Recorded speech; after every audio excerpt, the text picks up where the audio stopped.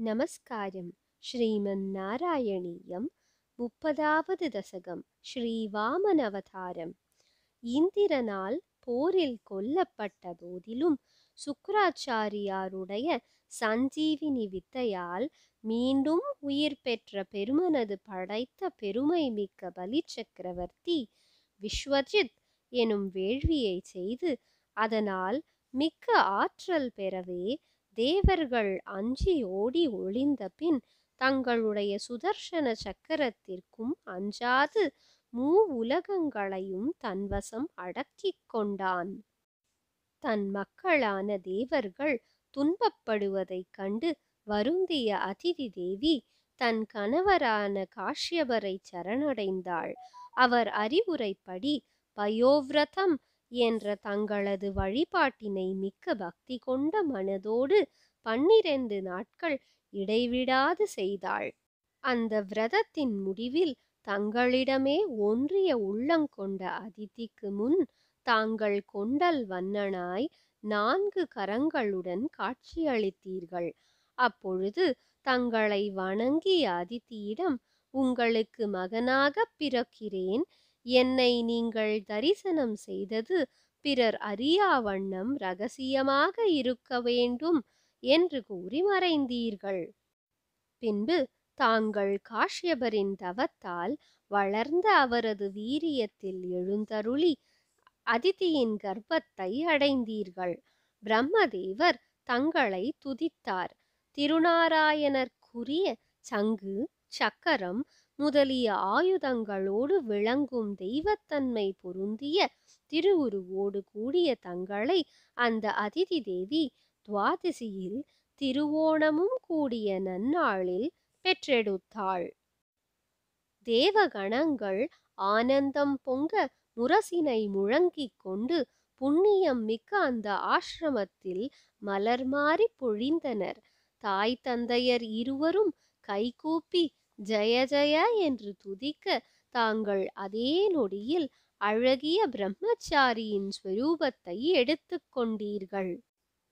அப்பொழுது தங்கள் தந்தையான காஷ்யப பிரஜாபதி தங்களுக்கு உபநயனம் செய்விக்கப் பெற்றார். முஞ்சிப்புல்லால் செய்யப்பட்ட மேகலை, பலசதண்டம், மான்தோல், ருத்ராட்ச மாலை, கங்கணம் முதலியவற்றை அணிந்து கொண்டு மிக்க அழகு படைத்த திருமேனியுடன் சமிதாதானம் முதலிய அக்னி காரியத்தை செய்து முடித்த தாங்கள் பலி சக்கரவர்த்தி அசுவமேத யாகம் செய்கின்ற இடத்திற்கு புறப்பட்டுச் சென்றீர்கள். பின்பு நிகழவிருக்கும் விஸ்வரூபத்திற்கு இயைந்தவாறு தனது பாரத்தை முன்பே தெரிவிப்பது போல் தனது திருமேனியால் இப்புவியை அசையச் செய்த வண்ணம் பகைவர்களின் கொடுமையாகிய வெம்மையை மறைக்குமா போல் கையில் குடையுடன் அசுரர்களை தண்டிப்பதற்கு அடையாளமாக பலாச தண்டத்தை கையிலேந்தி பலியின் அஸ்வமேத யாகசாலைக்குச் சென்றீர்கள். நர்மதை நதியின் வடக்கரையிலிருந்து அஸ்வமேத யாகசாலையை தாங்கள் அடைந்தபோது தங்களுடைய பேரொளியைக் கண்டு கூசும் கண்களுடைய சுக்கிராச்சாரியார் முதலியவர்கள், இவர் சூரியனா, அக்னி பகவானா, யோகியான சனத்குமாரரா, இவர் யாராகத்தான் இருப்பார் என்று ஐயமுற்றனர். தங்களுடைய பேரொளியால் சுக்கிராச்சாரியார் முதலியோர் மனதை கவரும் வடிவுடைய தங்களை வேகமாக எதிர்கொண்டு வரவேற்பது கண்டு அசுரகுல மன்னனான மகாபலி பக்தியால் மெய்சிலிர்க்கும் உடலுடன் தங்களை அணுகி திருவடிகளை கழுவி தூய்மையானவற்றை தூய்மைப்படுத்தும் அந்த ஸ்ரீபாத தீர்த்தத்தை தன் தலையில் தெளித்து கொண்டான். இருந்தும் பலி சக்கரவர்த்தி அத்தகைய ஸ்ரீபாத தீர்த்தத்தை பெற்றான் என்றால் அதற்கு காரணம் பிரகல்லாதன் குலத்தில் பிறந்ததினாலா, வேள்விகளை செய்ததினாலா, அந்தணர்களிடத்தே கொண்ட பக்தியினாலா என்பதை நான் அறியேன்.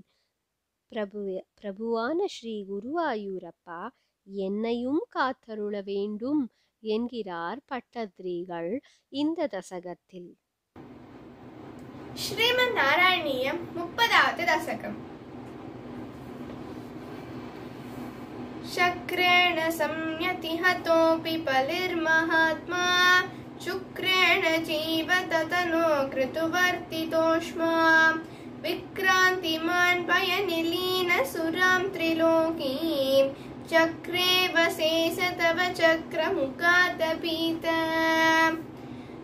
पुत्रार्तितस्य नवसाततिर्विषण्णा तं काश्यपं निजपतिं शरणं प्रपन्ना त्वत्पूजनं ततुदितं हि पयोव्रताख्यं सा त्वातसाहमचर त्वयि भक्तिपूर्णा तस्याव्यतौ त्वयि निलीनमतोरमुष्या श्यामश्चतुर्भुजवपुस्य ममाविरासि नम्रां च तामिह भवन्तनयोऽभिवेयं कोऽप्यम् अतीक्ष्णमिते प्रलपन्नयासि त्वं काश्यपे तपसि सन्नितदत्ततानि प्राप्तोऽसि कर्पमतिते प्रणुतो विधात्रा प्रासूत च प्रकटवैष्णवभक्तिव्यरूपं सा त्वातसि श्रवणपुण्यदिने भवन्तम्